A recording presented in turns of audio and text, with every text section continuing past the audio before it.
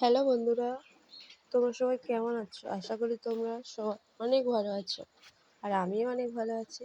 আজকে আমি বানাবো কুলপি শাকের পকোড়া। এখানে আমি কুলপি শাক নিয়ে নিয়েছি। শাকগুলো ভালো করে পরিষ্কার করে ধুয়ে নিয়েছি। তারপর একটা পাত্রে বেসন নিয়ে নিয়েছি।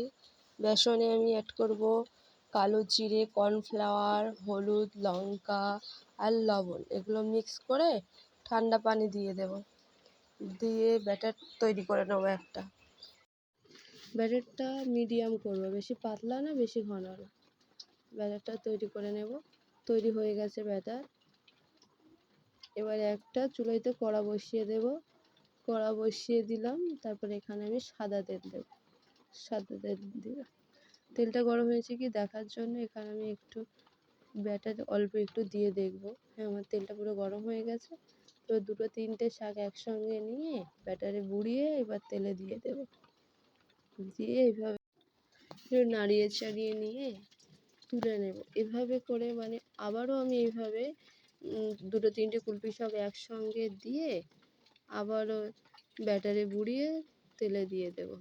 দিয়ে এভাবে আমি সমস্ত পকোড়াগুলো বানিয়ে নেব। আমার পকোড়া বানানো মোটামুটি হয়ে গেছে। এই পর্যায়ে এবার পরিবেশন করব। আমি এখানে একটা ট্রে নেব। ট্রেতে পকোড়াগুলো নিয়ে নেব, নিয়ে একটু সস দিয়ে দেব। আর সস দিয়ে পকোড়া খেতে তো দারুণ লাগে। আর খাচ্ছিলাম, দারুণ হয়েছে পকোড়াটা। তোমাদের যদি ভিডিওটা ভালো লাগে অবশ্যই একটা লাইক করো, কমেন্ট করো আর সাবস্ক্রাইব করে দিও।